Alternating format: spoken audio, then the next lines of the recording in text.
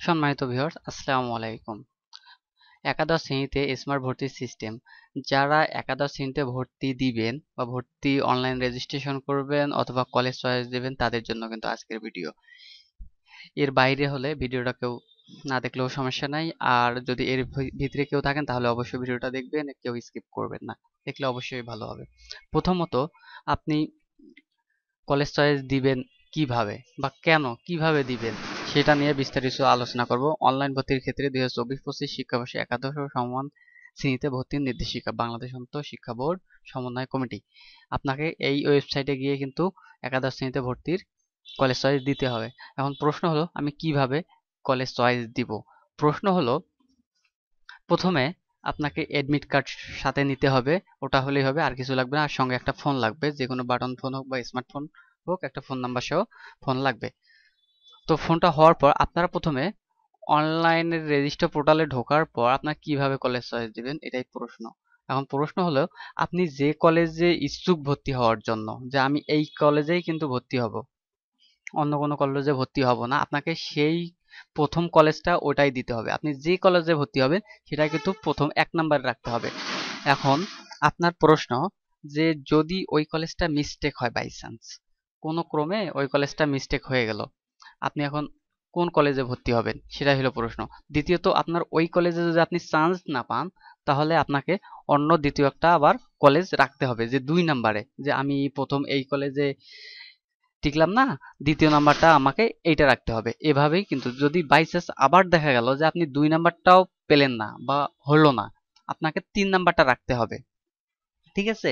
এমনটাই 3 নাম্বারটা রাখার পর ঠিক অনুরূপ। এখন প্রশ্ন হলো, আপনি প্রথমটা কলেজ চয়েস দিলেন, প্রথম কলেজটাই আসলো, পরে ভাবতেছেন যে না, আমি ওই কলেজটায় তো ভর্তি হব না, অথচ আপনি কিন্তু চয়েস দিচ্ছেন। আপনাকে এই বিষয়টা মাথায় রাখতে হবে, আপনি যে কলেজে ভর্তি হতে ইচ্ছুক বা ভর্তি হবেন সেই কলেজটাই প্রথমে দিতে হবে।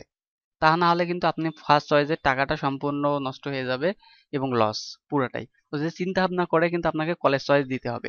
এবং কোনো কলেজ যদি খুঁজে বের করার মন চায়, তাহলে ইএন নাম্বার দিয়ে আপনারা কলেজ খুঁজতে পারেন। এটা খুব সোজা এবং ভার্সনশিপ এখানে দেওয়া আছে, আপনারা চাইলে দেখে নিতে পারেন। অনলাইন থেকে সার্চ দিলে কোন কলেজে বাংলা ইংলিশ ভার্সন না সায়েন্স আর্টস কয়টা সিট আছে সবগুলো কিন্তু দেখা যাবে এখান থেকে। এবং কোন কলেজে কত জিপিএ সেটাও দেখা যাবে, আপনারা চাইলে এভাবে দেখে নিতে পারেন। সরাসরি 11 ক্লাসে এডমিশনে আসার পর এখানে কলেজ ওভারভিউ, এখানে ক্লিক করলে কিন্তু যে বোর্ডে আপনি ভর্তি হবেন সেই বোর্ডে কিন্তু ক্লিক করলে হবে। আমি যদি দিনাজপুর বোর্ডে কেউ ভর্তি হন, তাহলে দিনাজপুরে এখানে ক্লিক করার পর দিতে হবে। কিন্তু যেটা প্রশ্ন আমার, আপনি যেটা কলেজে ভর্তি হতে ইচ্ছুক সেইটা প্রথমে দিবেন। দেখা গেল আপনি কলেজ চয়েস দিলেন একটা, আপনার কলেজ আসলো আর একটা, এখন আপনি ভর্তি হতেছেন না, এটা কিন্তু ঠিক না। এবং যদি বাই চান্স যদি ঠিক নাও হয়, আপনি কিন্তু কনফার্ম করা যাবে না আপনাকে, আপনার ওই টাকাটা নষ্ট হলে হবে, আবার দ্বিতীয়বার আপনার কলেজ চয়েস দিতে হবে। ওই জন্য চিন্তা ভাবনা করে আপনাকে কলেজ চয়েস দিতে হবে, যে আমি যেটা 1 নম্বরে দিলাম ওইটাতেই আমি ভর্তি হব। অথবা দেখা গেল অনেকের দেখা যায় প্রথম কলেজগুলো অনেক বড় বড় দামি দামি কলেজ দিয়ে দেয় এবং শেষে 2-3টা নর্মাল কলেজ দিয়ে দেয়। ওখানে কি করে, উপরের কলেজগুলো না নেওয়ার কারণে নর্মাল কলেজগুলো কলেজ চয়েস আসে, সে তো সেখানে ভর্তি হবে না, অথচ তার কলেজ চয়েস কিন্তু সেটা দিয়ে দিছে, ওইটাতেই কিন্তু আসলো। এটা কিন্তু হিসাব আপনাকে রাখতে হবে মাথায়, যে আপনি যেটায় ভর্তি হবেন শুধুমাত্র সেই কলেজগুলাই কিন্তু দিবেন, এর বাইরে কোনো কলেজ দেওয়া যাবে না। আর মিনিমাম 5টা কলেজ চয়েস দিতে হবে, ঊর্ধ্বে 10টা। এভাবে কিন্তু কলেজ চয়েস দিবেন।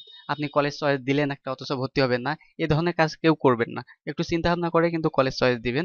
আর দ্বিতীয়ত, এখানে দেখেন, প্রথম কলেজে আবেদন করার সময় আপনাকে কিন্তু 150 টাকা ফি জমা দিতে হবে, এবং সার্চ ছাড়া আপনার 154 টাকাও কাটতে পারে, 52 টাকাও কাটতে পারে, 56 টাকাও কাটতে পারে।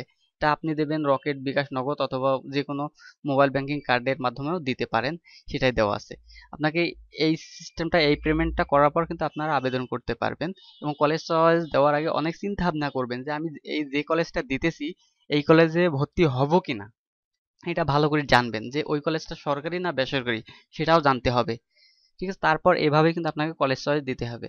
তো এই ছিল আজকের ভিডিও। যদিও ভিডিওটি ভালো লেগে থাকে তাহলে অবশ্যই চ্যানেলটি সাবস্ক্রাইব করে পাশে থাকা বেল বাটনটি ওপেন করে দেবেন। এরকম আরো নিত্য নতুন ভিডিও পাওয়ার জন্য চ্যানেলটি অবশ্যই সাবস্ক্রাইব করবেন।